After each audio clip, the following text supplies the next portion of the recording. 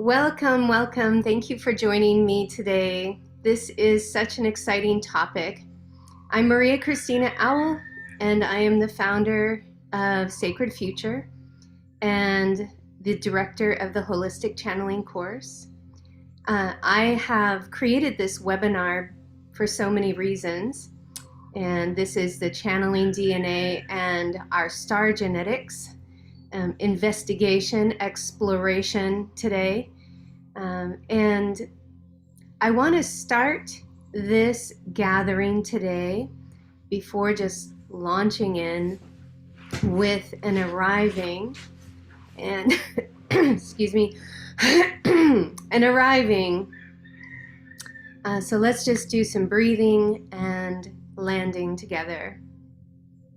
Wherever you are today, right now, welcome. I invite you to welcome yourself to this moment. Greet your body with love and care. Greet your mind with love and care. Greet your heart. Welcome your heart essence here now.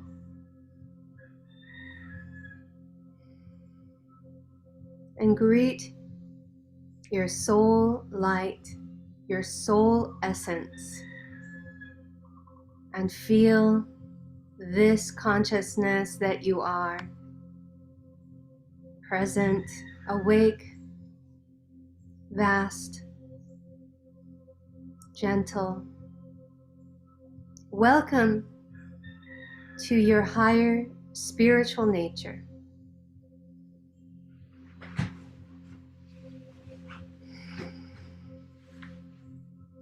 All of these aspects of yourself into a unified expression of life, eternal. Breathe and relax and feel you.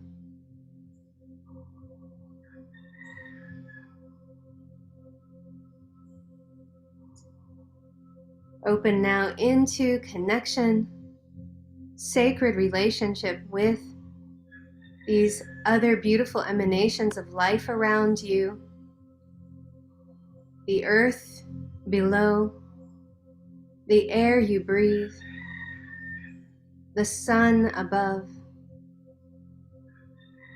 all of nature in the world around you, the human beings around in your neighborhood, in your environment. Just a little namaste to all of our relatives. Coming back to awareness of your intention for being here in this webinar today. What brought you here?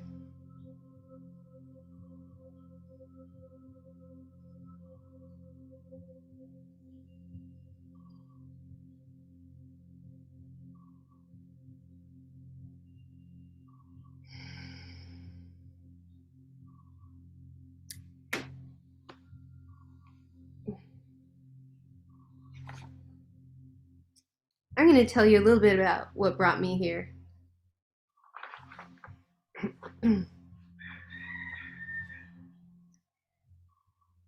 So many of you know that I have a book called Planetary Ascension that was published in January of this year.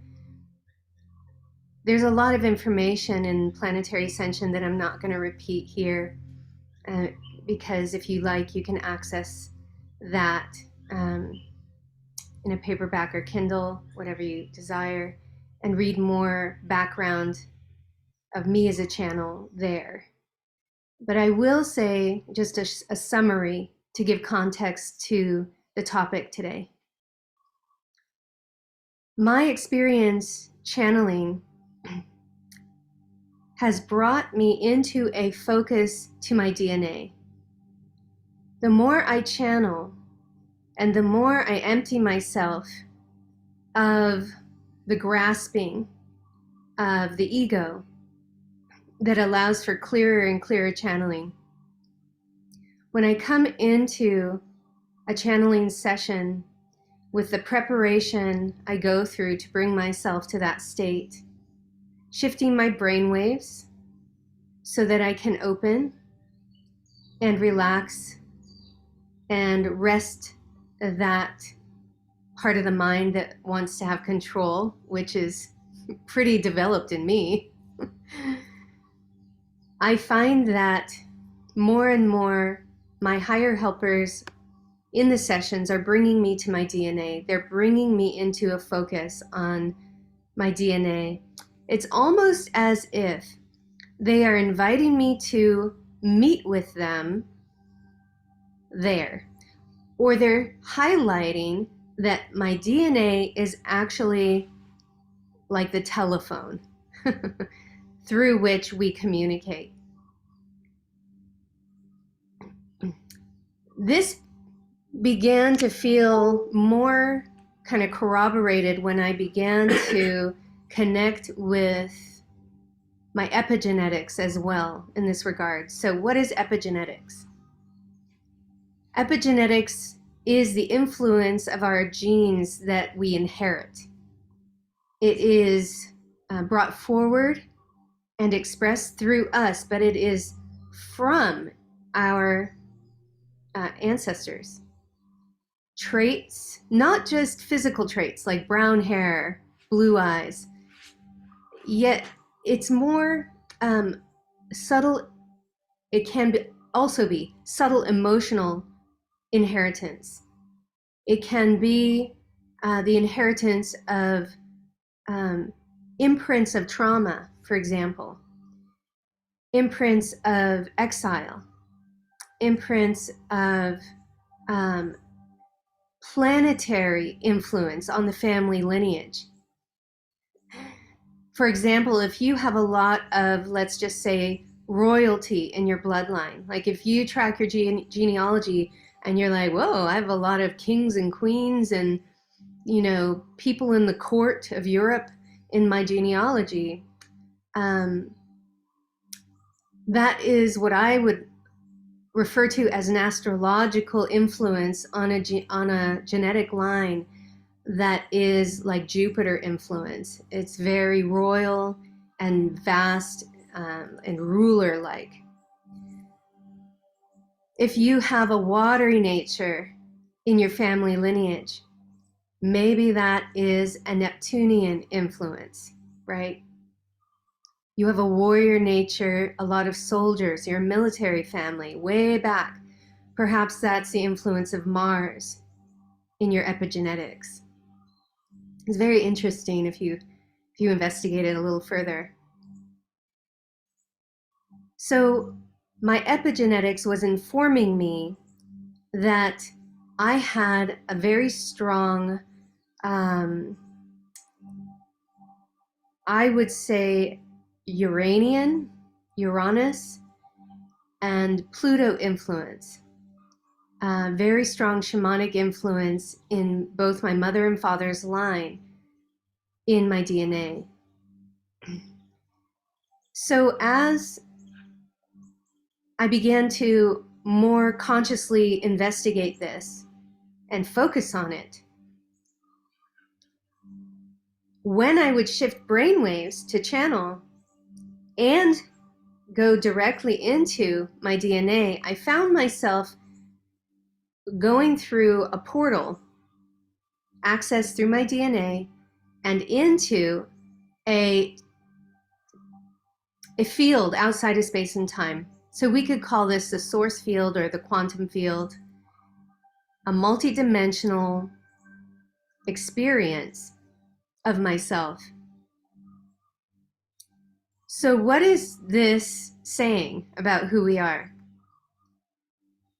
Your DNA, I'm going to generalize now, our DNA could be a portal into your multidimensional nature. It's really fascinating.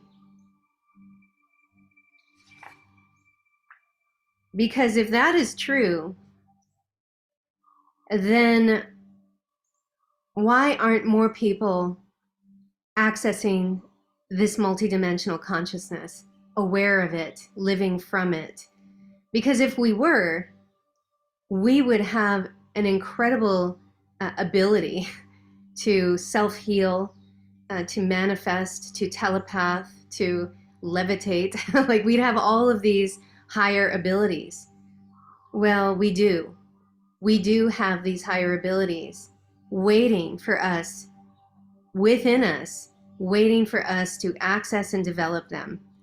We actually do. So our DNA is the key to understanding more about being a clear channel for these gifts to come through. So when I developed the holistic channeling course, my intent was to hold the whole person in the development of being a clear channel. So when I talk about channeling, I'm not just saying, come learn how to, have another being outside of you talk through you. That's so cool. Let's try to do that. That's not what I'm talking about. That's almost like a side effect of being a holistic channel. What I am after in holistic channeling is that my students understand who they are physically, energetically, astrally, on the astral level. That my students understand who they are as a multidimensional being. And that in order to access these abilities, that it's unlocked inside of you. And to unlock that, you need to be clear. You need to be clear. And what clear means is in a state of inner peace, inner love, self-love, because self-love generates self-peace. So to become a clear channel for your higher essence, for higher density beings, to become a clear channel for the Akashic records, whereas that information can stream through, those frequencies can come through the portal of your being and be pristine, accurate, clear, and then therefore effective in the world, therefore positively influential in the lives of others, in your own life. That's measurable, that's trackable, that you need to do your work. If your mind is chaotic, is confused, if you go into self-doubt, then that is showing you to focus there so that you can unify your consciousness and come into a state of peace and love. Find your spiritual practice, basically. Find your meditation practice. Find your work with sitting in nature, work, play. Do your work, because that leads to self-healing. That leads to the profound transformation that will bring you to peace.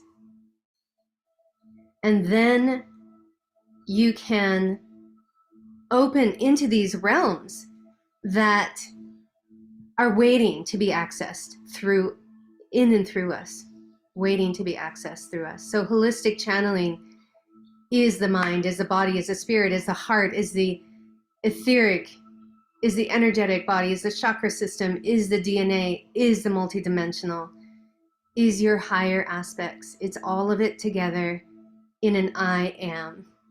This is who I am. I know who I am. I'm relaxed in who I am. I say yes to who I am. I choose this truth. And this is not an isolated event, meaning your path to sovereignty and holism is not isolating. it is connecting. As you unify, you are networked deeper and stronger to the sacred web of life. As you unify, you get stronger in connection to the multiverse, to the true harmonic multiverse. None of these reversal grids, none of these discordant, disharmonic matrices that mazes of egoic illusion, delusion that get us hooked in like the AI craziness. No, that is not what you become more deeper in connection with. As you become more whole, you actually become liberated from it as identified in the trauma triangle with it, perpetrator, savior, and victim triangle, yes? You unplug from the matrix, the negative matrix, and you reconnect and embed and open into the harmonic universe. Now, a little bit of a tangent, now we can influence technology on Earth in human life to be very, very positive and life uplifting. So that's where we're heading. And this is what I'm after. So let's talk about channeling for just a little bit more. Channeling, I'm not going to give you a historical background. If you want to know that, you can look at my previous webinar, Mystics, Medicine, Women, and Faith Healers, which it's right on my homepage of my website, sacredfuture.org. It's very good. I highly recommend it. So there's the history of channeling and mediumship. For now, what I want to talk about is channeling in this genetic way. So there are 3 categories that I've been investigating around channeling, and I'm just going to bullet point this, and then we're going to dive into this incredible research that's been coming out since 2013 out of Russia around what the multidimensional aspect of DNA that completely confirms what the guides have showed me and what I've been experiencing in my channeling sessions. So the 3 categories of investigation for me in channeling, the first one comes from channeling awakening in you through a physiological opening, through a head trauma, or a major brain chemistry alteration that can happen, for example, through drug use, overuse of psychedelic drugs or methamphetamine, for example, that can shift your brain chemistry so much and it can pop you open, or a head trauma can pop you open almost physiologically to the ability to channel. Many channels have stories like this. So this is one area of investigation of when a person opens to this ability. It's through, and this perception is like through the energy anatomy that opens. Now you are able to connect with beings on the astral plane. And so this is still within time and space perception. It's like seeing a ghost in the room, right? A ghost appears, or a wandering lost soul, and they want to talk to you, and they link to your to the person's energetic anatomy, and now you're having a mediumship experience. So this is a very still kind of linear, working in the astral plane example of channeling, that you're channeling a being outside yourself that's phased out of our reality, but they still can phase in and make communication by plugging into your body. Okay, so that's kind of what I would call a very rudimentary definition. So the next investigation is epigenetics, which I touched on a little bit earlier. And this is where a person inherits the ability through their lineage. The genes of the ancestors are instructing their bodies to develop in a certain way so that they are more sensitive to energy. So the neural network of the brain, the pineal gland, and the vagus nerve, everything is kind of developing, the gut lining, so that the person is empathic, telepathic, has a very high sensitivity. And in this regard, the channeling gift is like hardwired into that person, that mind, body, spirit being who is born and just is wired for it because they inherited it. And so the third aspect that is really coming into consciousness now is channeling happens through our DNA. And the DNA is a portal into our multidimensional nature. And so now we can kind of look back at the definitions of channeling and what could be happening and superimpose this new understanding about the DNA into these other realms. And now it's really getting fleshed out. Now we're really seeing a bigger picture of what channeling is. I have to tell you, I am not an expert at this at all. I am not an expert. I'm not a geneticist, maybe in former lifetimes. I am so fascinated by it, though. It intrigues me endlessly, and I hope that the pieces I'm about to share will intrigue you enough to do your own research. So I want to invite you to take a breath. Let's just do a little connection to your DNA. We're going to go on a journey. Take a deep breath and relax. Allow yourself to turn inward and become aware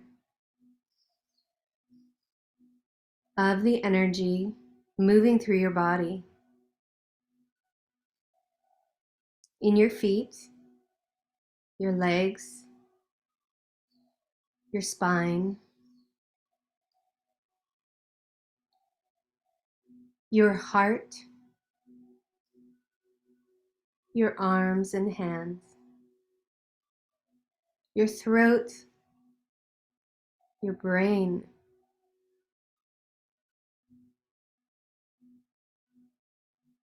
Inhale and exhale intentionally, using the breath.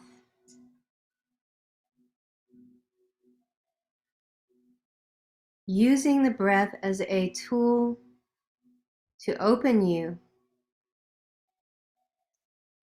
to your inner self, your inner universe.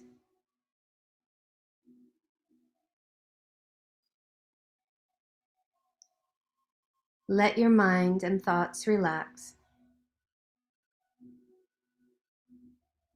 Feel the breath bringing you deeper.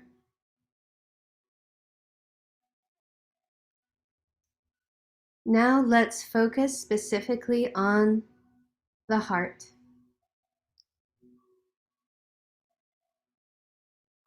There is a beautiful, radiant light in your heart. And this light is like a magnet for your awareness. Every breath draws you towards it. Enter into the chamber of your heart, within your body, within your etheric body, into the energetic center of your heart. The light calls you. It feels like a presence calling you. Relax and let yourself be drawn to the light of your heart. Enter into the light, and as you enter into this heart field of intelligence, awareness, notice a releasing from linear perception of time.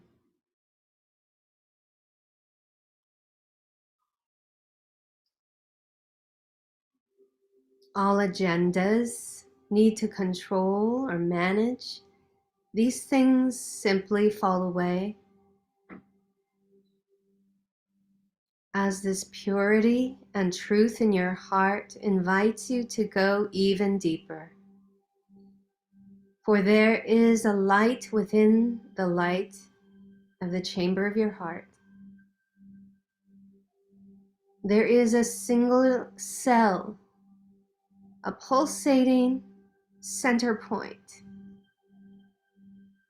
a membrane you are passing through now. At the center of your heart, there are nuances and expressions. You may be sensing this energy, consciousness, and a deeper beckoning, deeper in to your heart.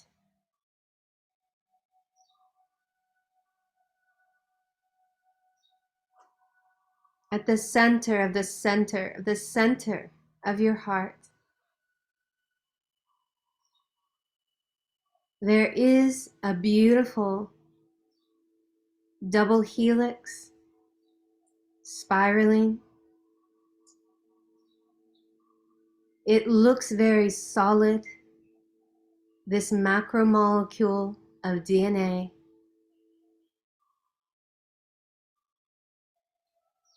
If you're a visual person, perhaps you are receiving colors, symbols, images. If you're a knowing person, perhaps you are receiving information from your DNA. If you are a hearing person, perhaps you are hearing a message from this macromolecule of your DNA.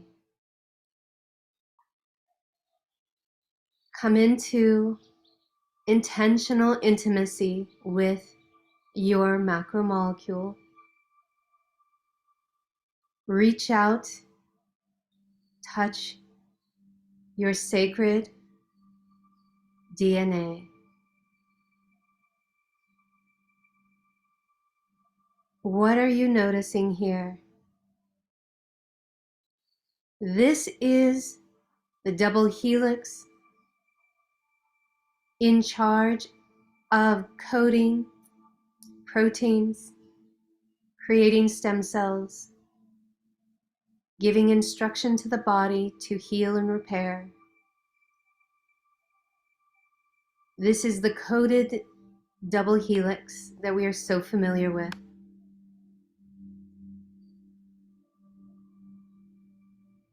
Give thanks. And perhaps now you are aware that as you broaden your perception and open your awareness, you perceive now there are 10 other strands here.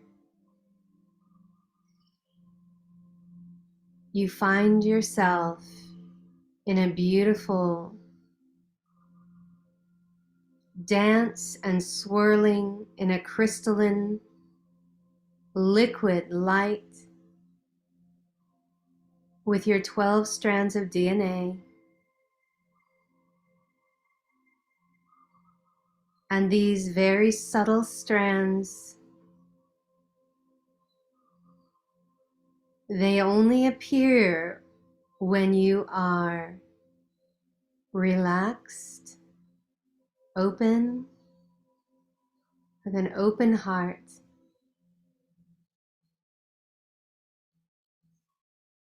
Feel your love and willingness to know yourself truly.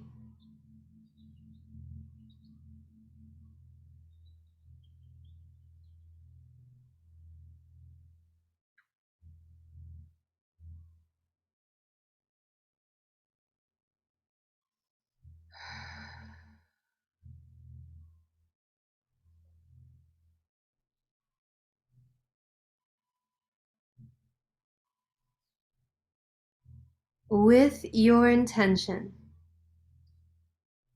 be willing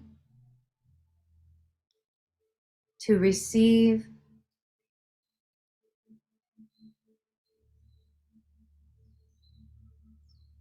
information now from your celestial DNA without grasping, just simply observing, witnessing, staying open in a very intimate, loving way with your DNA, your celestial DNA.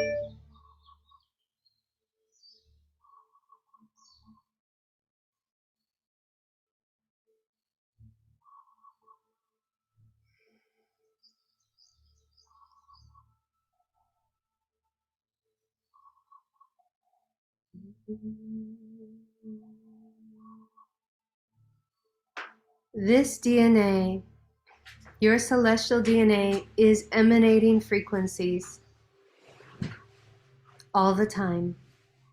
This DNA, your celestial DNA, is emanating instructions and giving codes to your macromolecule, your double helix. The 10 strands here of celestial DNA, they are not encoded. They are transceivers. Where do they bring in the frequencies from? They exist in the quantum. You exist. 90% of you exists at the quantum level. Every cell of your body, 90% of your DNA is celestial. Therefore, 90% of you is celestial. 10% is an etheric expression, and then a biological expression.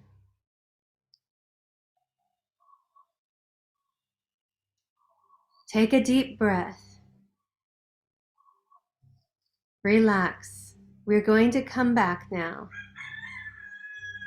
Yet we're going to return again later to connect from a different angle to this DNA. So take a breath. You don't have to sever this intimacy. Please remain in this great, beautiful connection. Yet let's journey now from the heart, bowing with love and respect to the center of the center of the center of the center of the heart. And this beautiful celestial DNA and 12-strand DNA. And let's come out of the membrane and travel out of the sphere of light and travel into the chamber of the heart. and travel again to the whole body awareness. Feeling your feet and your hands. Feel free to stretch, and when you're ready, you can open your eyes again. Of course, this is a webinar. You don't have to do anything I say. You can do whatever you want. You want to stay with your eyes closed. I'm going to open mine.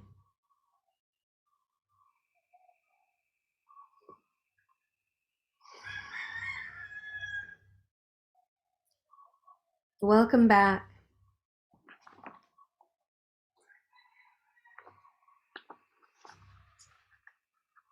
What did you discover? If anybody feels like typing one word or a sentence describing how you are feeling right now, what you're noticing energetically in your body.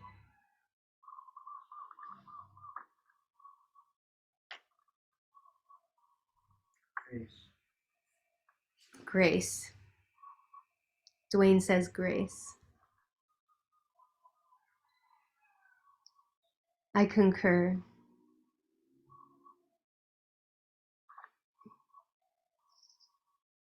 I'm not going to take questions right now. I know that there's a hand up.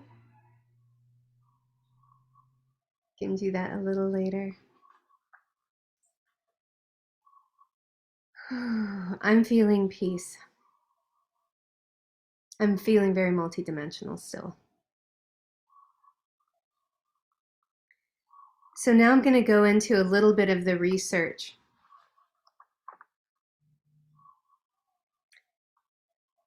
It turns out Russian scientists in 2013 went into a incredible experiment with linguists.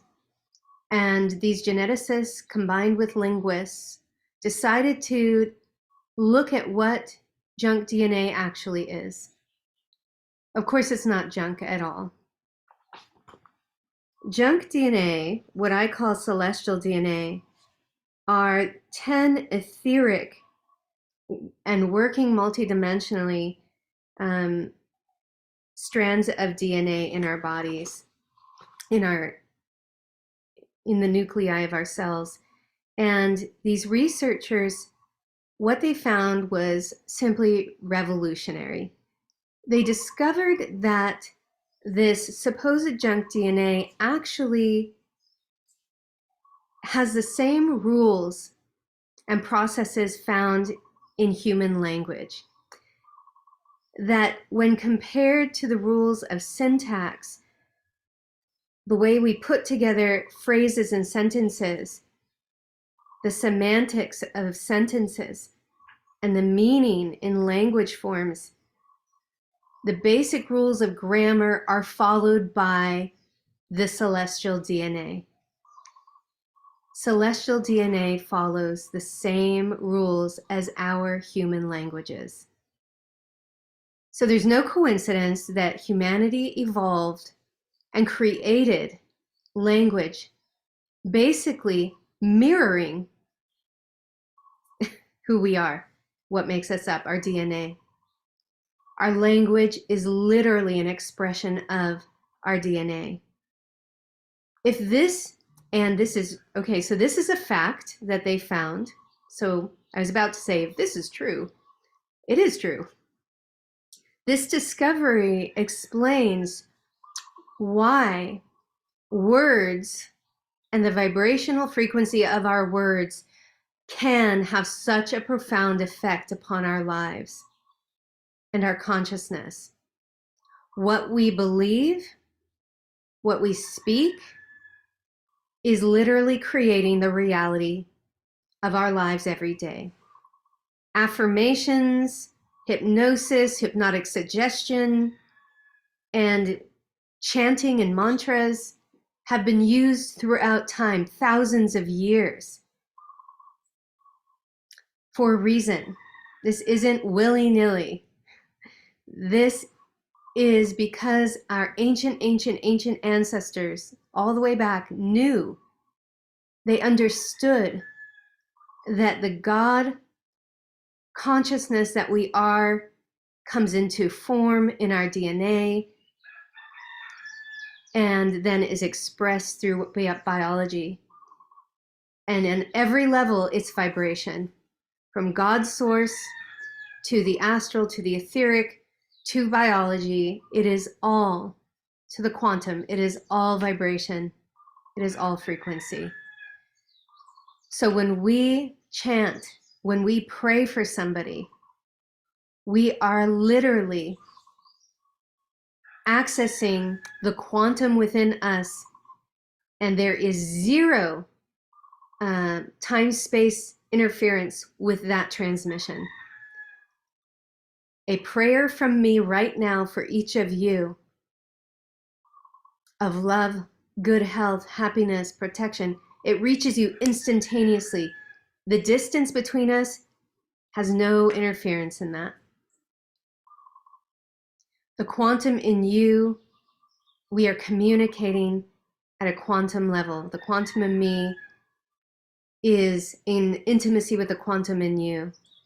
And in fact, we are one and the same consciousness. We are the vastness, the creator source consciousness. So scientists in Russia have now proven this, which is absolutely something to celebrate. I'm going to read an excerpt now from a book that has, I'm reading the transcription from German into English, and this book in German is, can't pronounce it in German, but in English translation it's called Networked Intelligence by Graznia Gazer and Franz Bludorf, and I highly recommend, if you speak German, to get this book. Vernetzi Intelligenz. I'm going to read you an excerpt that takes what I've been explaining a little further. The discovery also points to the significance of sound frequencies and vibrations in the origin of human life, and the possibility that creation was generated by waves of consciousness. The phantom DNA effect is a case in point. What is the phantom DNA effect? The energy field of DNA remains detectable by laser light even when the physical sample of that DNA is removed from the location. At a fundamental level, man is pure energy. In wave genetics, the junk celestial DNA functions at a rich infrastructure level of supercodes and wave communication, realized in material form as crystalline structures. They call it dynamic gene holograms in liquid crystals of the chromosome continuum. Wow. Wow. What this model suggests is that the human gene is part of a larger multiverse of wave information reality.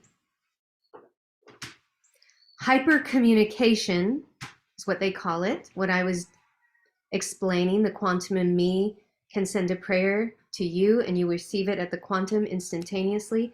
This is called hypercommunication by these geneticists, scientists. Hypercommunication in the form of remote sensing, remote healing, and empathy and telepathy is encoded in the human protocol.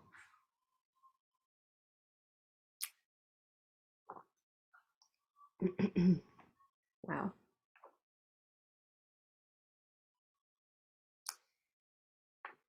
So I want to talk about hypercommunication a little bit, because this is, for me, this is the link for me to what I was receiving in my information from channeling. And this is the link for me that now explains even further what channeling is, as well as our connection to our star genetics. So exciting. This is so amazing. From the same authors, what we have here is this quote. The Russian scientists also found out that our DNA can cause disturbance patterns in a vacuum, thus producing magnetized wormholes, black holes. So what is a wormhole? It is a tunnel connection between entirely different areas in the universe through which information can be transmitted outside of space and time. The DNA attracts these bits of information and passes them on to our consciousness. That's channeling right there.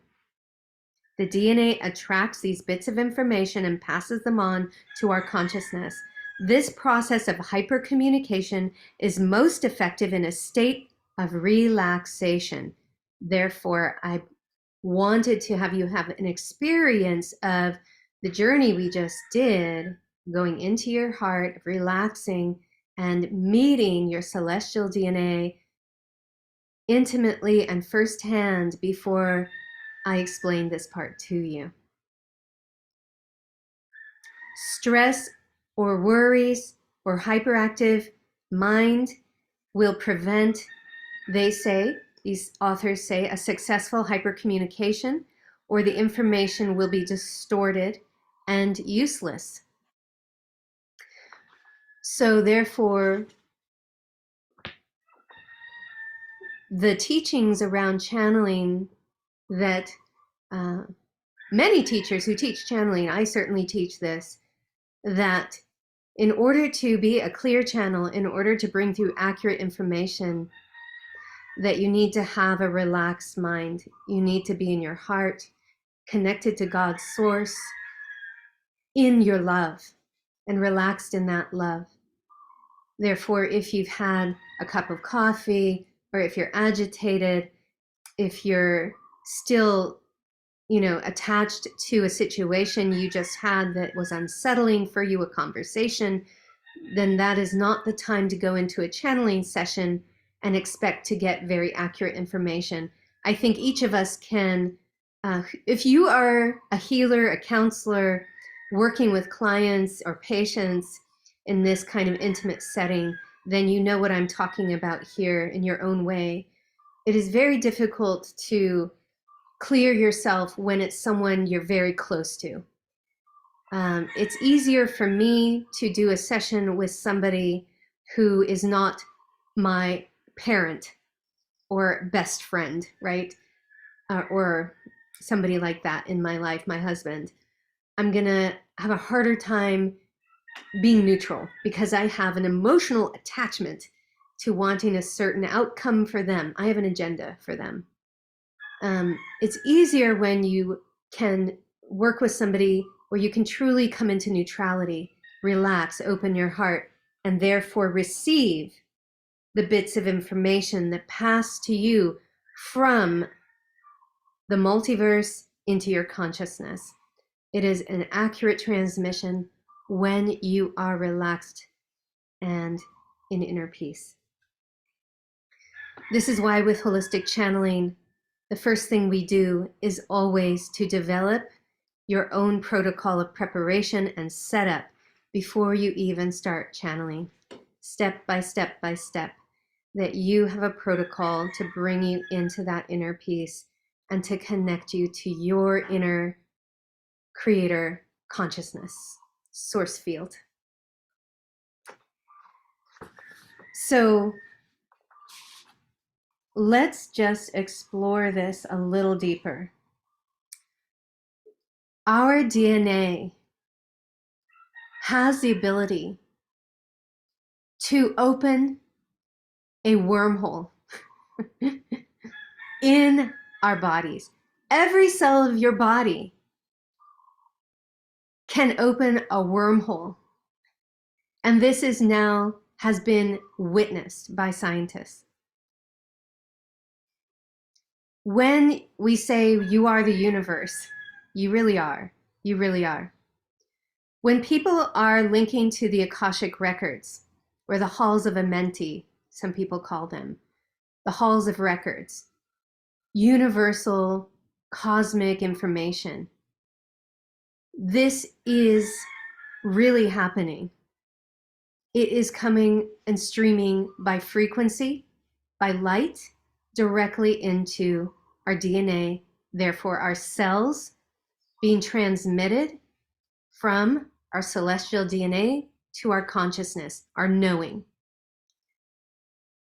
This can also be called intuition. This can be referred to as intuition. Channeling is, there's a difference between intuition, where you're receiving the information and you know it and you can act on it or share it. That is intuition. It is also possible, the authors do not talk about channeling in these books. I'm making my own link here. And I purport that these wormholes that open not only can open us into the great libraries, universal libraries of information in the quantum, but can also open up very specific frequencies that are like phone numbers. And that very refined frequency is the phone number that dials in a presence of a being. People call them ascended masters. People call them, you can call them ETs. You can call them ancestors of light. And each of these patterns of consciousness have a phone number. You know, it's like God is infinite. Like creation, creator is in an infinite fractaline source. Infinity. Within that infinity, within that great, ever expanding and never ending fractal of consciousness that we are a part of, that we are living of, there are smaller fractals. There are, smaller concentrated expressions. And these concentrated expressions hold the genius and the knowing around a certain focus of life, of life's expression. So dolphins carry a certain knowing and frequency about being dolphin. The genetics of dolphin, what they are here to channel and stream through their physical forms into the oceans. They know about sonar. They know about vibration and sound frequency. And that is the dolphin niche specification. Many people have connected in their channeling to, for example, the Hathors. Hathor is a mother fertility goddess of the ancient Egyptians. Hathor is, there were priestesses of Hathor, temples of Hathor built for Hathor that you can still visit in Egypt. What was happening? Let's just dive into this, for example. What was happening at these temples of Hathor? What were the priestesses doing? Who were they channeling through their wormholes of their cells? What were they streaming in? What were they connecting to? Perhaps they were connecting to the great universal mother goddess energies in the universe. Perhaps they were channeling through what they named vibrationally in language. Hathor, Hathor, Hathor, Hathor is perhaps the celestial vibration of Mother Goddess in this specific realm and niche library of knowledge. And then there's other Mother Goddess knowledge in Africa, other places, in China, other, there's other vibrations of language that bring through other nuances of Mother Goddess. And in Egypt, they channeled Hathor, okay? Hathor very well, very likely was a presence on Earth that came into form. There was a combination of advanced genetics, perhaps was only an extraterrestrial advanced genetic, perhaps was hybridized with some earthly genetics so that she could emanate in a denser form. How long was she in physical form on the planet? Your guess is as good as mine. And she brought through a vibration of Mother Goddess, of fertility, and the laws of nature, and regeneration, and transformation and rebirth. And when she ascended, you could say ascended from Earth, you could call it perhaps she left of her own free will, got in a ship, went off. Her time on the planet was complete, and she transmuted. And now it is the work of the beings who inherit, the wisdom, that embodied the wisdom, to continue it on. Isis comes in, the cosmic queen, Isis comes in. She is a daughter of Hathor.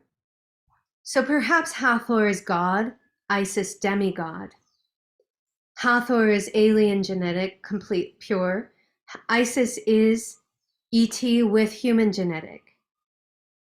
And now Isis brings through and continues initiating human women who have a little less of the ET genetic, and the human women are evolving the human genetic by their living these ceremonies and these ways and these vibrations taught by Isis.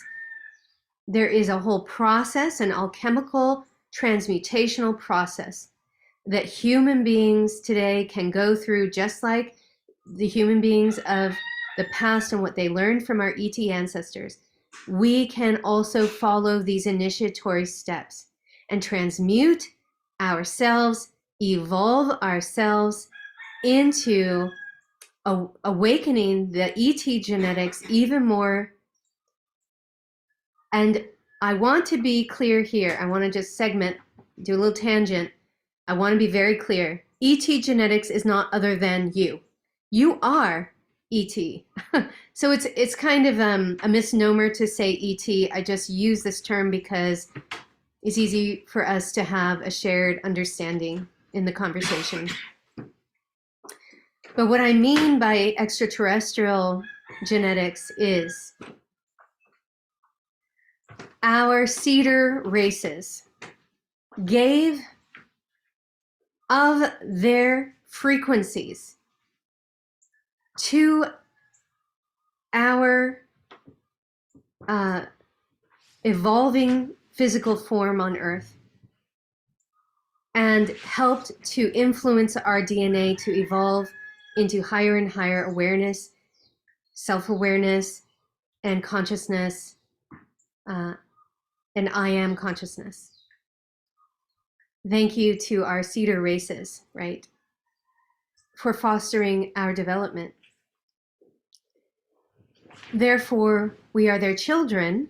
They are our ancestors. And we are not extraterrestrials. We are divine human beings. We are earthlings. We live on Earth or Terra. And therefore, these genetics are ours.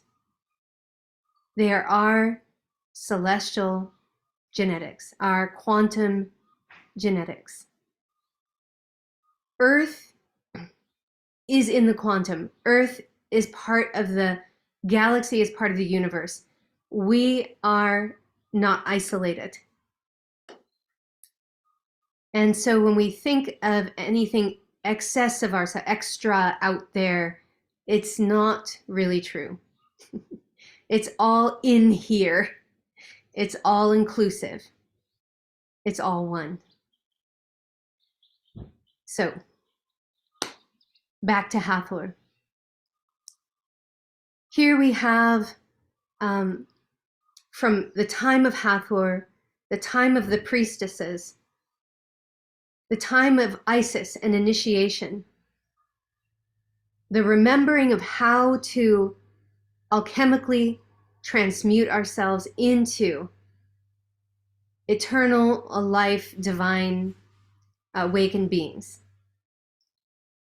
All of that is awaiting activation in us right now, today. Those times ended. They ended in the Mayan culture, they ended in the Incan culture, they ended in the ancient, Celtic culture, all over the world. Our Atlantean, Lemurian ancestors, that chapter closed, that era on Earth ended, and a time of forgetting, what some call darkness, and this era we've been in began. This is really interesting. Why did this time of forgetting begin, and how does that impact our DNA? We went from access to our 12 strands to access to only the 2 encoding of protein strands, and total forgetting of who we are, total forgetting of our alchemical natures, total forgetting of our initiation rites, except for those pockets of indigenous cultures who kept it alive in their oral traditions and initiation rites. There was a great time of forgetting, and perhaps this was necessary. In the Law of One, the raw material, these books that were channeled, Carla Ruckert, blessings to you, dear sister in the spiritual realms, honoring Carla Ruckert and Don Elkin, and all of that team that brought through the Law of One books. This is a prime example of a team of scientists slash spiritual seekers, metaphysicians, who chose to embark on a very specific experiment of dialing in a frequency that is so refined that they contacted a 6th density social memory complex, a pattern in the great creation of fractal, the great creator source field.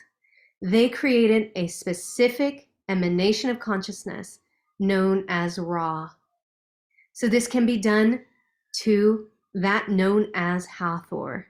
This can be done to that known as Celestial Dragon Council, who is my go-to team.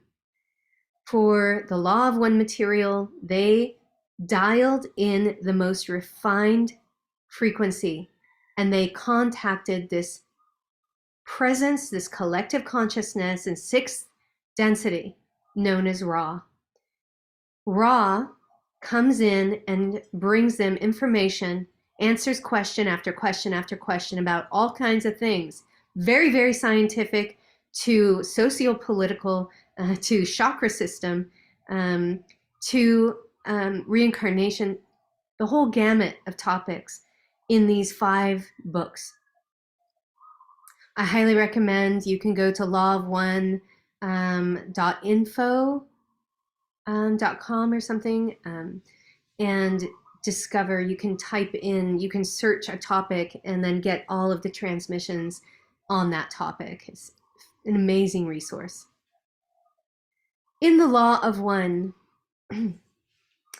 Ra describes the densities and describes the evolution from first density to second density to third density to fourth density to fifth to sixth to seventh to eighth, etc. And what this journey is for a soul, an emanation of an oversoul, which is an emanation of a vaster collective soul, which is an emanation of God, right? So here is the particle of God known as the individual soul that journeys through evolution by choice, because this soul comes from the vastness and chooses to experience the more dense and more dense and more dense consciousness, chooses to experience the forgetting, chooses to experience the nuances of being, of first density, chooses to experience second density,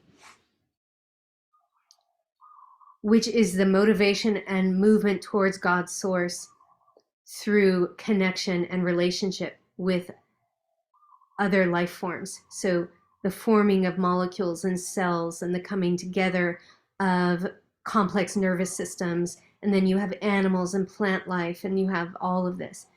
We as souls choose to have these experiences. And then we come into third density. And in third density, we have this expression of our 12-strand DNA, and we have this experience of all these relationships at a more advanced level.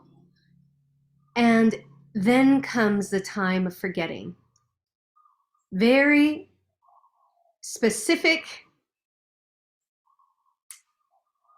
insertion that launches us, humanity, into an exploration of separation, an exploration of ego, an exploration of the negative polarity.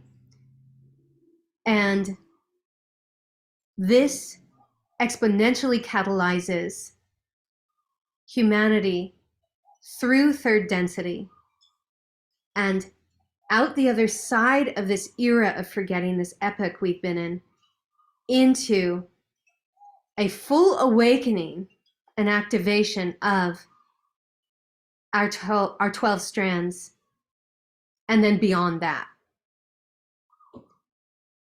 And so back to these German scientists. Here's a link between this, what they discovered, and their research on the Russian scientists, right? And their connection to the Law of One here, which is so amazing. The German authors, sorry, not scientists, the German authors writing about the Russian scientists, let's just talk about the Russian scientists. The Russian scientists discovered that there was a time when we had full access to our DNA, and this is obvious because what they have found through fossilized records is that there have been times on Earth where there have been influences from the cosmos, especially the sun, but also other planets. There have been celestial influences such as concentrations of high dense concentrations of photons in the galaxy that our solar system moves through. And this puts a pressure on evolution on the planet. What they found is that the most advanced life forms on the planet are the ones that take a huge leap during that heightened pressure phase. And the lower life forms do not. They aren't so influenced by that pressure. It is the more advanced nervous systems and the more awake consciousness on the planet that takes the huge leap. And they have measured this through plant life, through animal evolution as well, through the fossilized records. So this is not, this is also true for humanity. And that we have been experiencing currently a leap like this. So what I am seeing between when we overlay law of one with what these Russian scientists are saying, it makes sense that when the forgetting times happened, that this was a choice, that the human genome had like went into dormancy, and only on the surface of the planet, that's a whole other topic though, we're not going to go into that. On the surface of the planet, the human genome went into dormancy, leaving only the protein encoded molecule, macromolecule, giving instruction. But that's not true. It was there. It just was forgotten and not used, totally atrophied, you could say, in consciousness. And perhaps this was on some vaster level chosen for a launch into a heightened awareness. Nature has collective consciousness already. What they found is that, let's just call it in second density, nature is constantly communicating. You see it with honeybees. You see it with herds of deer.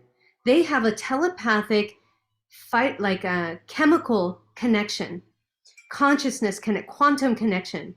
When one deer, Rupert Sheldrake has shown this, he calls it the morphogenic field. When one deer in the herd has a conscious thought of shifting the direction and moving the herd this way, the whole herd at the same exact moment turns and goes. This is true of migrating birds, migrating whales. This is true of ant colonies. The queen ant is the one holding the master genetics, that she is, wherever she is in the world, if she is alive, her worker ants are going to continue following instruction. Doesn't matter how far away she is from them. They will continue gathering seeds. They will continue scouting for food. They will continue stockpiling the seeds in their caverns in the earth. If that queen ant dies and that genetic in her body is no longer quantum level giving instruction to the worker ants, if she dies, the worker ants go into confusion and they do not know what to do. They stop working completely. Human beings used to be like this. So this is what they found, what they purport. Human beings used to be like this. We used to be very telepathic, very connected. We used to work in this synchronized way, completely connected. In order to make the leap into higher third density, fourth density, we had to go through a severing. We had to individuate. We had to go through a process of knowing ourselves as an individual ego. In Freudian psychology, Freud called this a strong ego, and it was a positive thing. If you have a strong ego, you know where you begin and where you end. And you can therefore interact with other people without merging you into their consciousness and getting very confused about who you are, who they are, what's me, what's them, etc. Today in energy medicine, we call this merging. This is, energetic cording. And this is not a healthy thing. So a strong ego is actually healthy. To create a strong ego, we had to go through the leaving of that womb, kind of that collective identity. And we had to move out of those, fortified cities. Think back to Middle Ages. Everybody lived in a fortified, protected city, right? Then we moved out and we started spreading, we started migrating across the planet. We started becoming navigators and explorers like the ancient Polynesians. We moved all over the planet. We wanted to discover new vistas of consciousness, who we are in relationship to things we've never experienced before.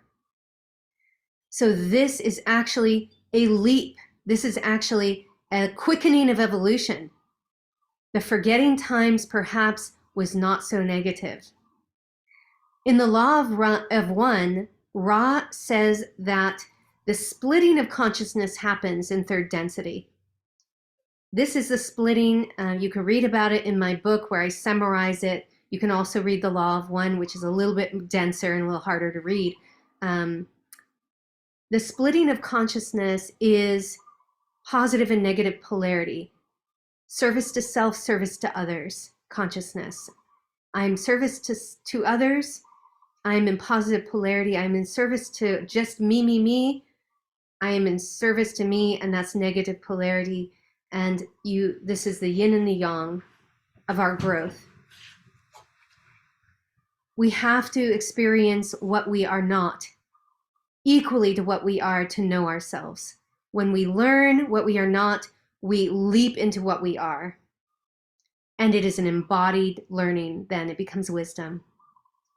Here we are now. Let's bring it to today. We are at third density. We are at the close of third density.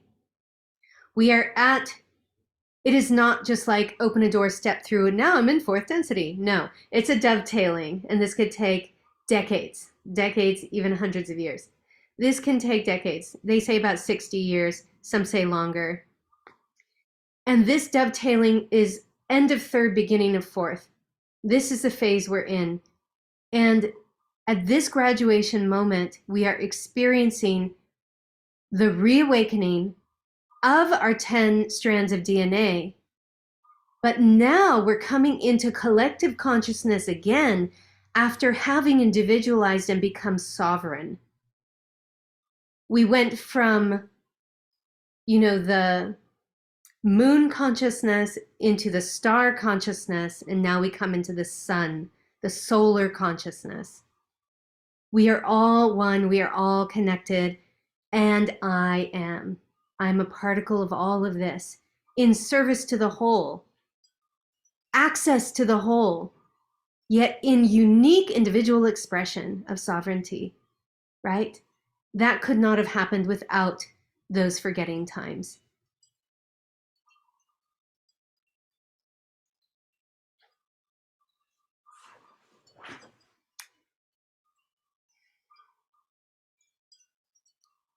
Gratitude and love to the cedar races. Gratitude and love to our star ancestors, to our family and friends in Arcturus, in Andromeda galaxy, in Sirius star system, in Pleiadian star system, Alpha Centauri star system, the Lyran system, the Orion system, and all these systems that I have not named. Thank you. For these star ancestors gave their influence to Earth and to our genetics. They gave it with positive, in the highest positive polarity regard. And I am talking about in the beginning, before the dark times, when another influence came in and created the distortions and the chaos, which again was a catalyst for us, which we are birthing ourselves out of now. In the beginning, these higher consciousness, advanced beings who lived in the harmonic field of the universe, who lived in the harmonics of cosmic law, they came and they put their subtle influences on Earth. How does this happen? Every celestial body orbiting Earth has an influence on our planet. This is what astrology is. This is what astrologers study. We talked about it with our epigenetics. We have these planetary influences on Earth, therefore on the DNA of all life on Earth. Those with a more advanced macromolecule and expression of consciousness will be influenced by these subtle energies uh, and take it on and integrate it into, they'll adapt to the pressure of these influences, no matter how subtle. It's over time that we see that evolution. And then there are phases of much more pressure. And this catalyzes the leap for that more advanced genetic on the planet.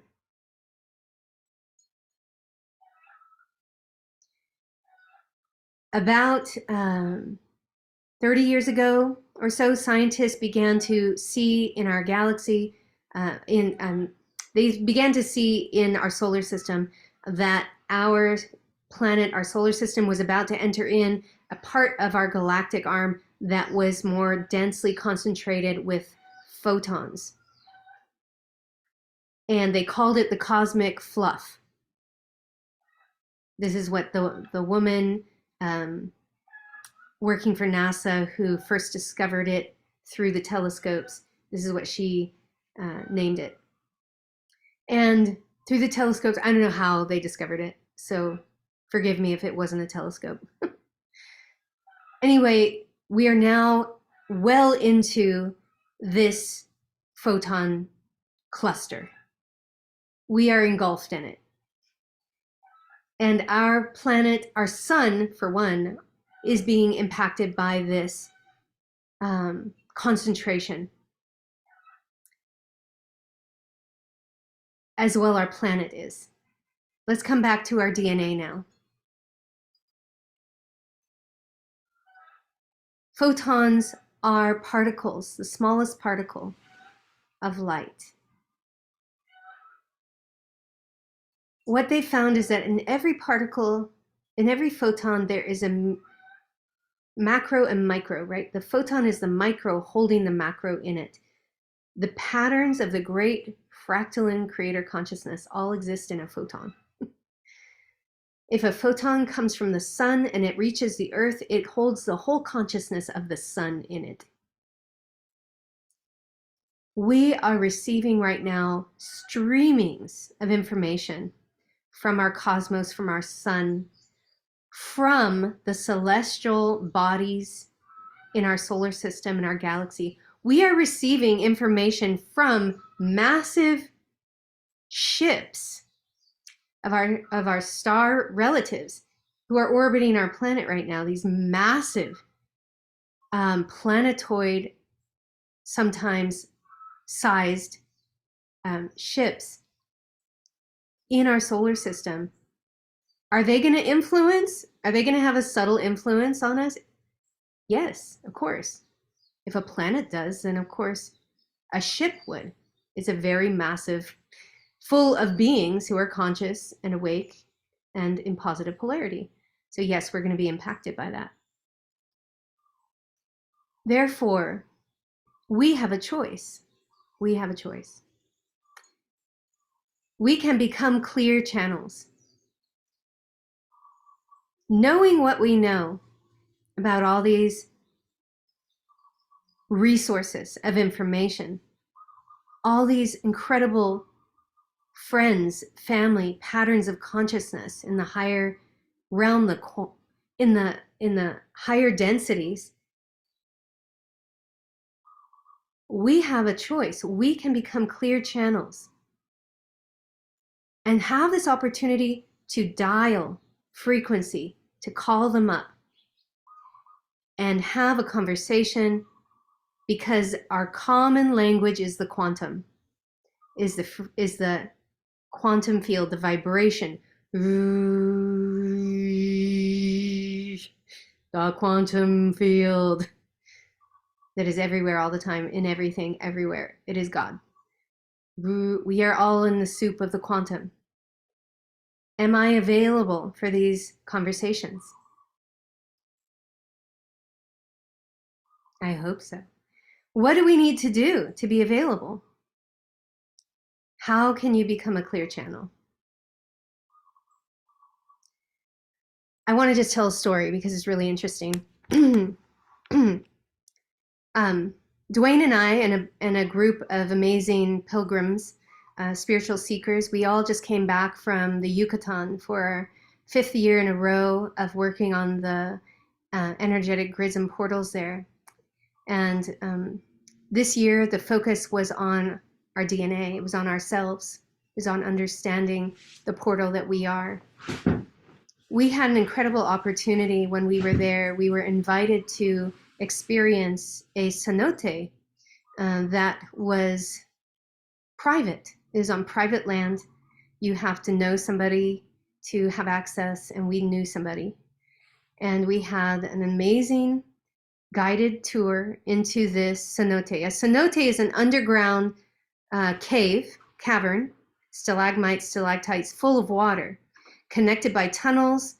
The whole Yucatan Peninsula of Mexico is just a maze of these tunnels, these rivers, underground river systems of limestone and water, pure glacial water. And then there are these openings, these huge caverns. And a lot of these have been turned into swimming holes because some of them are outside as well as inside. And they're just gorgeous and so powerful. Limestone as well is a natural conductor, semiconductor conductor. Our DNA is a semiconductor. Hello, opens up black holes. Anyway, limestone is a conductor of electromagnetic energy. It holds it in the field like a Faraday cage, right? You can look that up. So anyway, we're in this cenote and we're guided in this cenote. And Dwayne, can I tell your story? Yeah. Okay. So there's an altar. There's an altar in this cenote that was identified by an archaeologist that was invited by the owner of this land, this Mayan family who have excavated, and they have been tending this land for generations and generations and generations. And so our guide, this Mayan beautiful woman, she invited an archaeologist to come, and they discovered pre-Hispanic artifacts, altars, formations covered by the calcification from the water dripping down. They discovered crocodiles, jaguars, formations, all this incredible ancient cave dwelling from it, because before there was no water in there. They lived there. There were rooms. It was clear that this was a very sacred site, and there was a lot of ritual happening here. Perhaps thousands of years of ritual. And that means that there is an imprint. There is an imprint in the morphogenic field, in the quantum field. In that location, there is a presence of consciousness. We were in an altered state immediately upon entering in this cenote. We were taking turns meditating on this very obvious altar. It was a square shape with steps going up to it. We sat on it, and tears would start pouring from the women who would sit there. For Dwayne, he stepped down onto like it was nothing. He didn't know he stepped on anything, but there was something energetic. There was a concentration of information. There was something there, and he stepped on it. And his whole foot bruised. It was not a physical thing he stepped on. But from that moment forward, on the altar, he stepped on it. From that moment forward, he was limping. When 2 days later, his whole foot was bruised. The bones had moved. Like, he was limping. He didn't know what was going on. He thought he needed crutches. And it took like a week or two for us to go into a channeling session finally. And the Celestial Dragon Council, we made a direct link, a refined frequency conversational channel to the Celestial Dragon Council, who I work with all the time. And Grandmaster Key came in and he said, "You stepped on a ball of electromagnetic concentration that is there in between the worlds in a multidimensional fashion. because of all the ritual that has happened in that cavern. And you stepped on it, and because of his wiring, because of who he is, his higher self brought his foot down on that to catalyze him. And even though it was energy, it was such a concentration that it immediately impacted his biology, his bones even. So what's interesting is that in this book by these German authors, they describe when DNA goes into being a superconductor in a vacuum and opens up a wormhole, and this information from somewhere else in the universe comes streaming in, that even if that DNA is physically removed, if that cell is removed from that physical location, the wormhole is still open there for a time. And that information is still streaming through. The frequency is still coming through.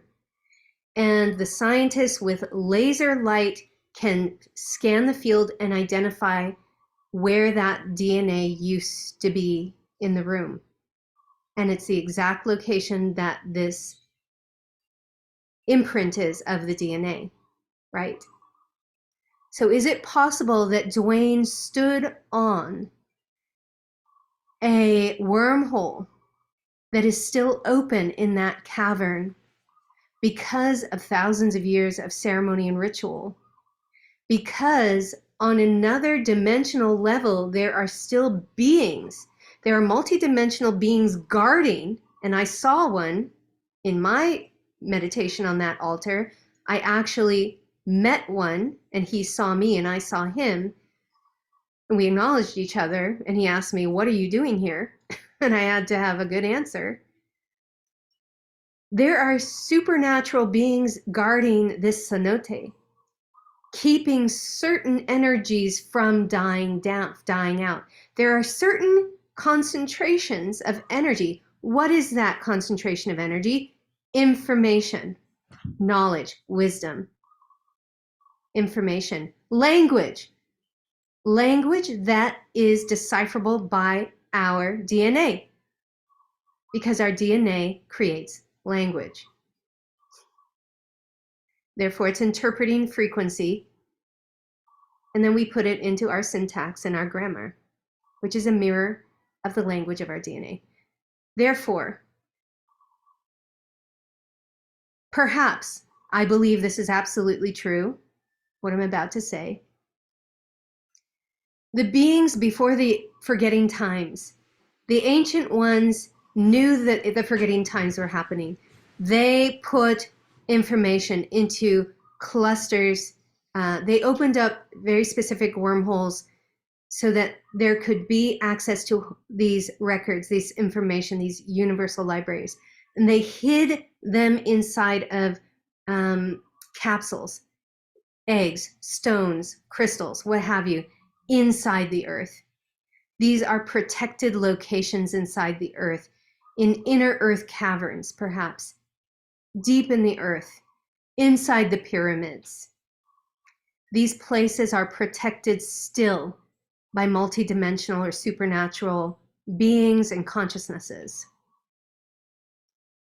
This cenote, I believe, was one of those places that was a entry point to perhaps a deeper cavern and a tunnel system that went deeper down into a greater library or halls of records. Yet you first had to go through a purification process. So our group found a pathway from the altar all the way to this pool of water, and we walked it. And all of us, because we were all very psychic, we all got the same information. This was an initiation, right? This was a death and transformation and rebirth ceremony. And we walked the pathway in ceremony, and we dove into the water in ceremony, and each of us had our own personal experience in that water. For me, I started spinning. I thought my whole body was spinning in the water and people were seeing a whirlpool as I was going down underneath. But when I'd open my eyes, I wasn't spinning physically. It was my consciousness was spiraling fast. And I had to answer the question, what do you choose? And I answered that question, and my whole body launched up out of the water, and I was drawn to this part of the cave, and my hand just reached out and touched the wall, and I knew that there was a portal there to the inner earth and to this ancestral information. I knew it instantaneously, and then there was no thought about it. It was just gone. Like there was no thought anymore. It was just a knowing. And then I was released magnetically from the wall.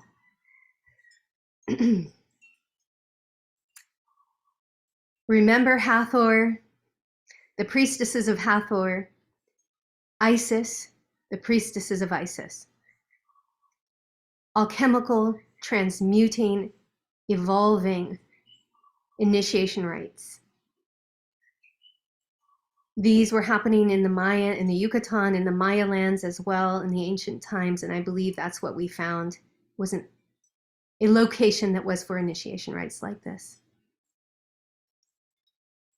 Last night, when the Celestial Dragon Council came through, Grandmaster Key immediately started spinning Dwayne's foot chakra in a certain way, and the pain resided. The pain went away. He then explained to Dwayne what he had stepped on.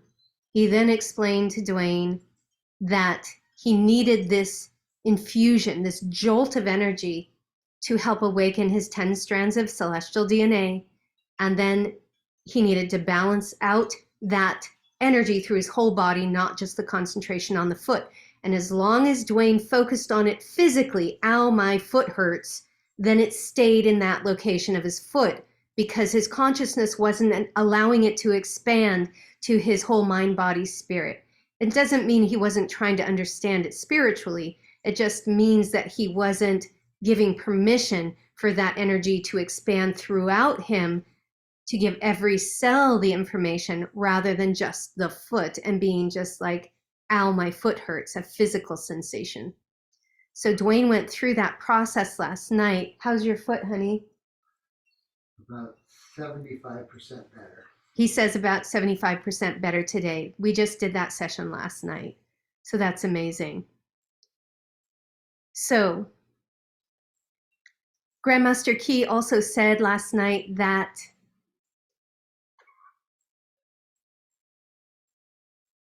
this experiencing of channeling connects us instantaneously to our family in the quantum, like outside of time and space.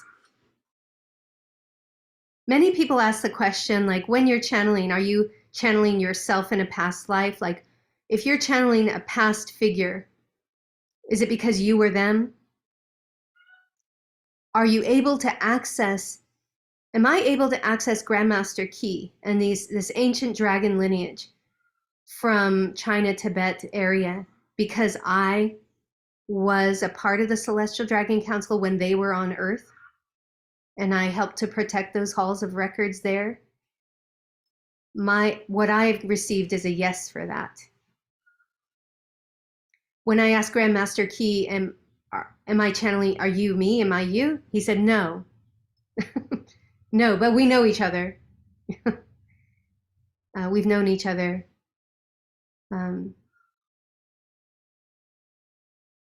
So these,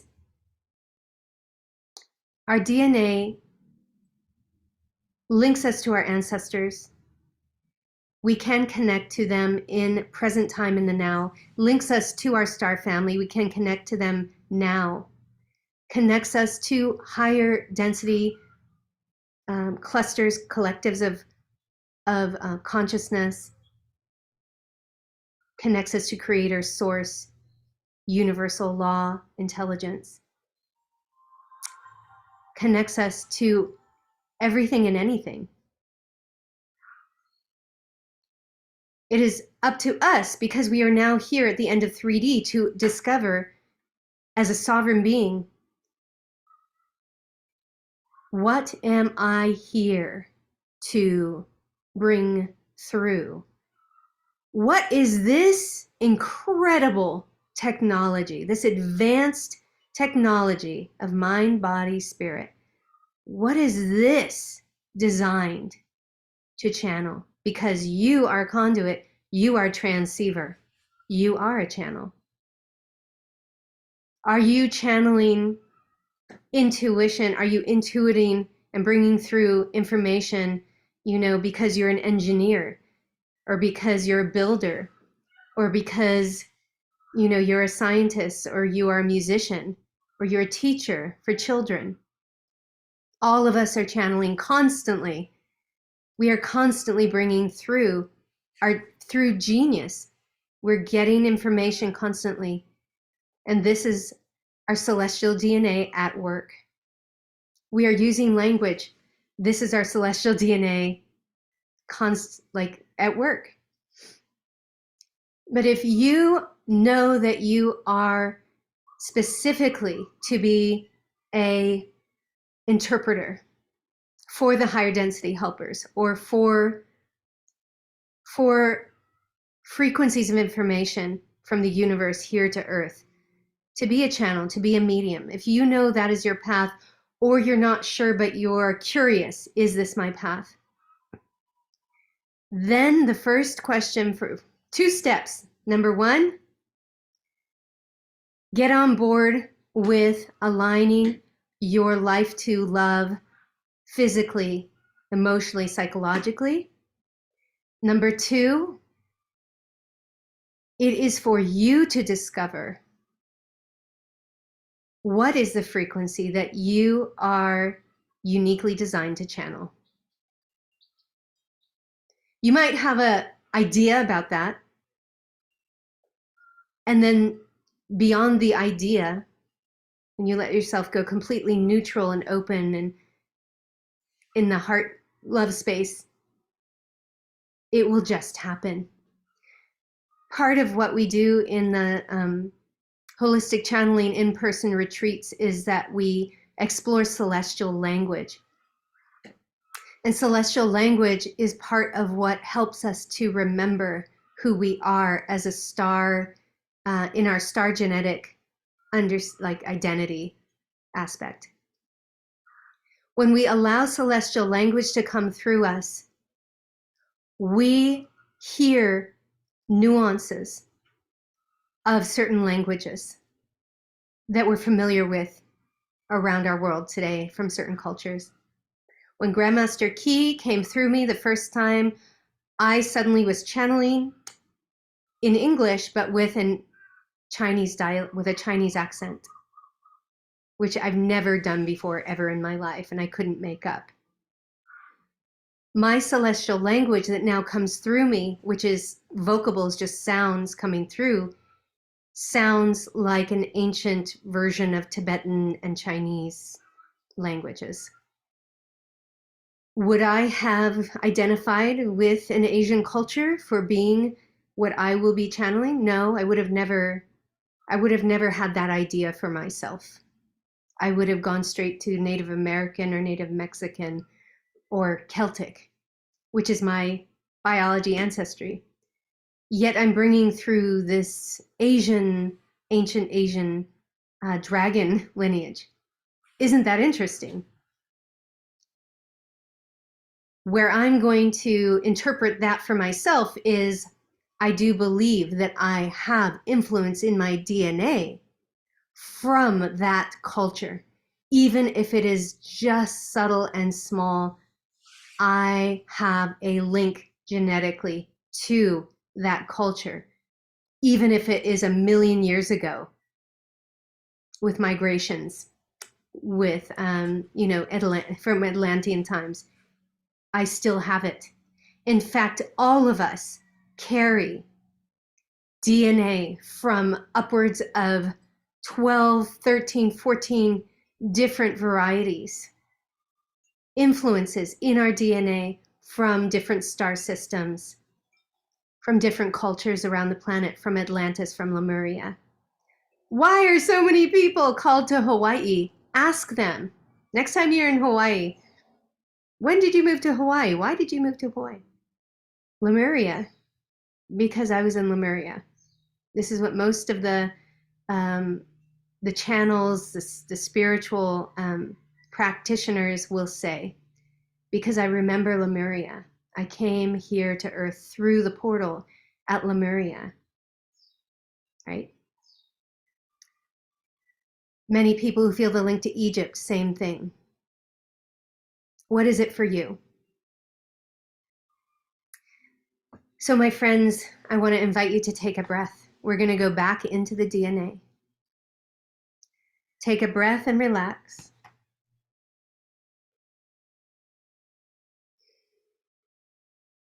Turn your awareness inward. Take a breath and allow your breath to carry you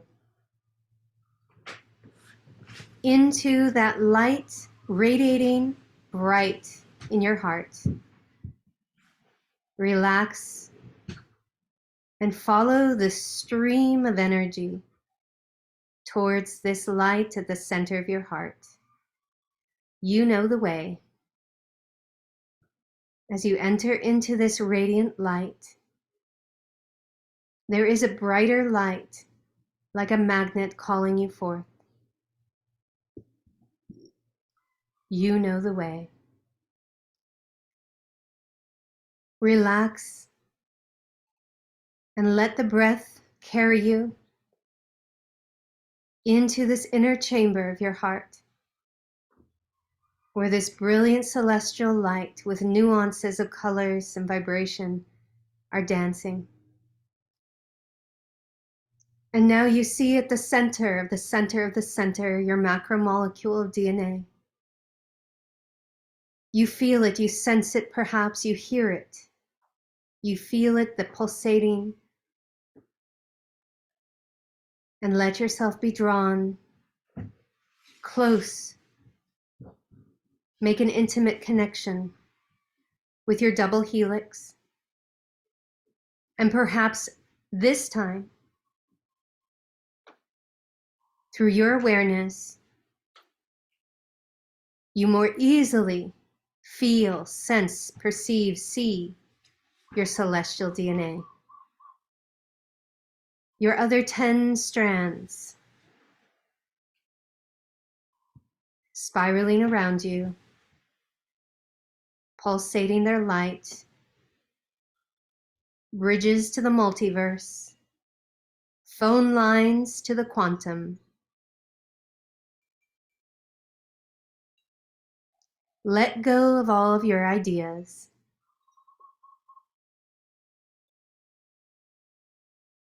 In this beautiful, crystalline, ionized, liquid light that is your DNA, with your macromolecule double helix floating within the greater DNA expression, like the nuclei within a cell. Let yourself float and come into peace. Let yourself become neutral and empty and open, feeling this pure essence that you are at its most quantum level. And with a simple request, a simple intention, if you desire, only if it feels right for you, perhaps you might want to ask, sacred DNA, connect me now for a brief moment to the specific star family. One of my star family lineages that influences me the most today, that influences me the most today. DNA, dial that number now in its most refined, pure dialing.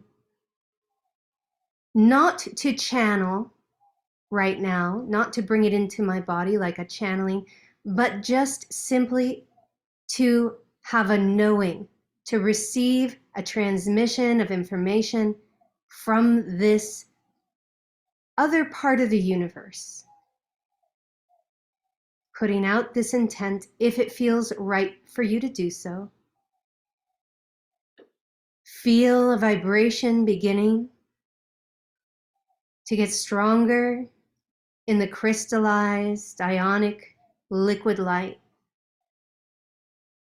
And a little tiny wormhole opens, and information gently in the positive, the most positive, pure, God source, eternal realm light starts trickling in at the perfect rate and pace for you to receive into your heart, into your knowing.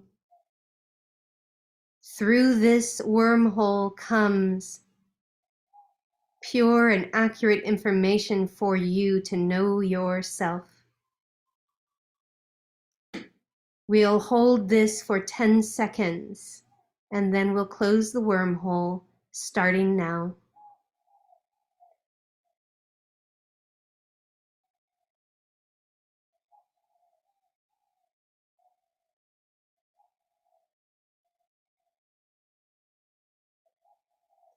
And closing the wormhole with intention, giving thanks. You have received exactly what is yours to receive today. It is perfect for you. It is accessible, may it be so. It is interpretable, may it be so.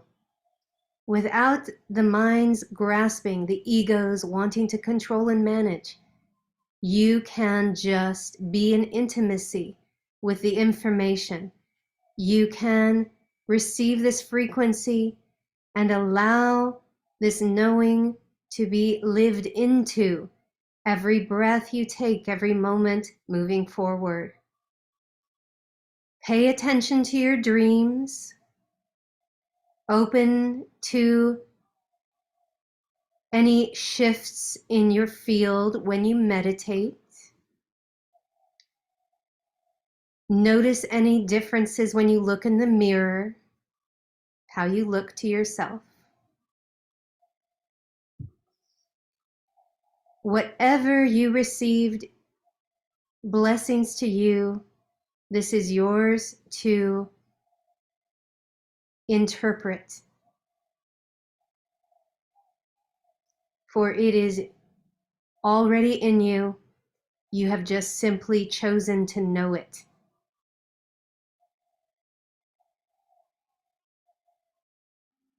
Take a moment now, just a few more moments before we close this journey, to feel this beautiful crystalline ionized liquid light of your 10 strands of celestial DNA with your 2-strand double helix.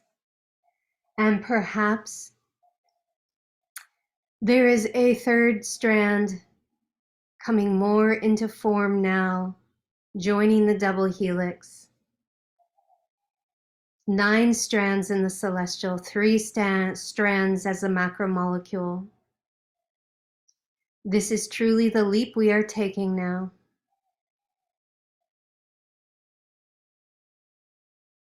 It is in our human being design. It is inevitable. We can consciously participate or not. When we channel, When we sit in a channeling session with intention and purpose, this is proactively evolving our DNA. Every time you as a channel link to the higher density helpers, you are allowing your star family, your elevated ancestors of light, to transmit to you frequencies of your own inheritance that will unlock in you your own true abilities. You are catalyzing yourself like an alchemist, transmuting your DNA into its next form. Every time you meditate and open to your inner peace, you do this. Every time you channel and you open up a line of communication to more advanced consciousness in the universe of the positive polarity, eternal love light realms, you do this. You are participating in the leaping of human consciousness. You are participating in the evolution of human DNA on Earth. For you are the embodiment of it, and your emanation ripples out to all of your neighbors, all of your friends and family, everyone instantaneously. Your vibration is a language with a message in it. Your vibration is the message to others that they can also awaken, that they do not have to be ignorant, they do not have to take a back seat, they do not have to be at effect, a victim of anything. They can also proactively participate in this amazing time on Earth. We are the advanced technology. We are the scientists, the spiritual scientists of this time. We are the laboratory. We are the experiment, and we are the discovery. We are the universe, and we are God.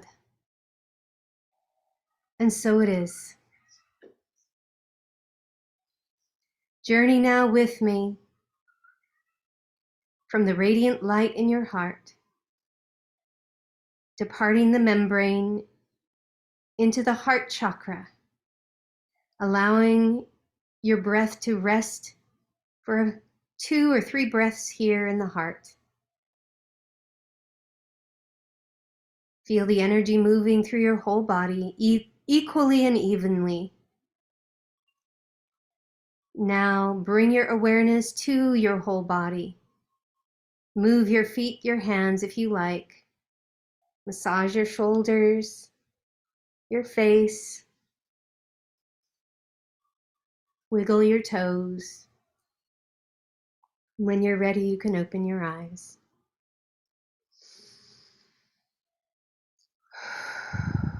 Welcome back. I respect that for some of you, coming back will take a few more minutes. Sometimes these journeys can go deep for some. And I would like to affirm for all of us that our higher selves are completely guiding you in whatever state you're in right now into a perfect interpretation, a perfect adaptation, a perfect integration of this webinar today. At this time, we have gone for 2 hours, and if there are any burning questions, I have time for basically one question. I wasn't planning on doing Q&A, but if there are any burning questions, I'm happy to answer one before I need to shift gears into my next event that's happening. In the meantime, I want to invite you all to find out more about the holistic channeling course that I'm offering. We start next Sunday, and it is just 2 Sundays in a row. Level 1 and they are both 2.5-hour seminars. We then, I think, have a week off. Level 2 begins, and it's the first 3 Sundays of December. And again, 2.5-hour seminars on those Sunday mornings, if you're on Hawaii Pacific time morning. And these holistic channeling seminars, they're foundational.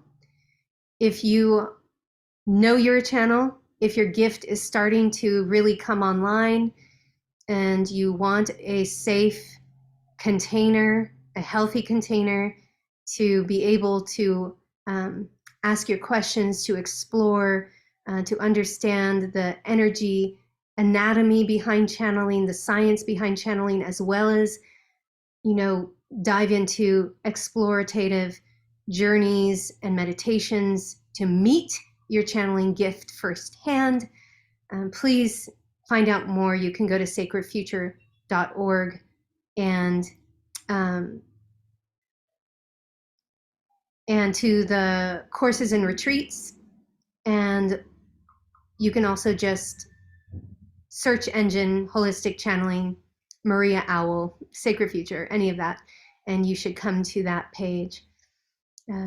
We would love to have you. We've offered levels 1 and 2 already, and it was just completely amazing. I mean, it's always amazing to see who comes together, and those people who are attracted to these courses are always so special. I have to say, just such beautiful, sensitive, empathic, beautiful beings that come together. One thing that we do dive into, I'll say this, is the different ways that our channeling gifts have come online, and that does include looking at how trauma opens us up to our channeling gift. We do this because it's very important to understand yourself as a channel, because until you understand the aspects of yourself that are playing a role in your ability, you cannot fully, this is my belief, own and claim that you are a channel, shaman, medicine woman, medicine man, that this is who you were born to be, this priest, priestess archetype in embodiment. It is our life experiences that bring us to this. And this includes our traumas. So not just to identify the peak moments of our lives, not just to understand our genealogy and did we inherit this gift, but also to understand those hard experiences of life, the traumas. It helps us to then transmute those experiences and understand them in a different context of, this helped me to come to where I am today. And now I foresee I have an ability, I can develop, I have an ability to move between the worlds. I have an ability to be of service to people in a way that not many others can serve. I can talk to those on the other side and bring messages through to their bereaved and ease their doubts and fears. What an incredible gift as a medium. I have this ability to go into an altered state, in my multidimensional state, and my astral body, become aware of my astral body on a craft, hovering above the earth with my Pleiadian star family, teaching me things. What an incredible gift. When you are from your heart, when you are aligned with source, then your information will be accurate. Therefore, the self-work, understanding the trauma, where we still have fragments that we still need to be aware of and do soul retrievals. This is important. If you're going to be a clear channel, we have to do our inner work. We have to do the soul retrieval work. We have to become whole. We have to shift our diets, become aware of what takes us out of ourselves. We have to become aware of energetic hygiene. How do we energy cord and grasp at others to get needs met, to grasp for energy, to get attention? How do we do that? How do we do that habitually, out of survival? out of old survival techniques from childhood. We must become aware of these things if we're going to be a clear channel and a holistic channel. So find out more. If this at all intrigues you, join us. And when we complete level 2 in December, that is all culminating. All former graduates of level 2 are invited to join Dwayne and I here on the Big Island of Hawaii for a week-long level 3 retreat.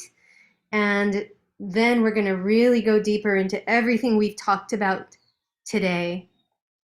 Put it into experience where students will be going into their own brainwave states of opening to these frequencies, dialing certain numbers in your DNA to meet your star family, to meet your elevated ancestors, and have direct channeling experience in a very profoundly high frequency, safe environment at the Temple of Remembering. So with that, I see there are no questions that I can see have been typed. I was waiting for a typed question. I'm so sorry. I don't know if anybody was doing anything else. Okay, Kelly, you are allowed to talk. Hello, Kelly. Hi, how are you? This is wonderful. I raised my hand because the chat's disabled. Oh, I'm so sorry. I'm sorry. I didn't even notice that. So I didn't know if anybody had a question. I get to talk to you tomorrow, so I didn't want to take up the space, but just if anybody else had a question. Oh, okay. Great. Thank you so much, Kelly. You're welcome. That is so funny. Thank you for letting me know. Oh, we're human. Sorry about that, everybody. Here I am thinking, why is nobody typing anything? That's what I thought. All right. Oops. All right. At this point, hi, Katrina, hi. I do have just literally 2 more minutes to go before I have to hop off to my next event. Is it a quick question? You can unmute yourself. Yes. Did you have a recording of this event? I logged on at 11:30. Yes, it is fully recorded. Thank you. And it will be up on the homepage of my website, sacredfuture.org. So right there on the homepage, you will have access to the replay. Okay. Thank you so much. Thank you. Good question. Okay, everybody. So that is it for today. If you have any questions at all about holistic channeling before we start next Sunday, don't hesitate to reach out. Maria@sacredfuture.org. Just give me an email, and I'm happy to talk to you and answer your questions. Thank you so much for gathering with me today, and happy journeys on your ongoing self-discovery process. May you initiate beautifully on your journey of evolving your DNA, on your journey of awakening your DNA. Many, many blessings and aloha. This has been a great pleasure. Aloha. Thank you. Mahalo.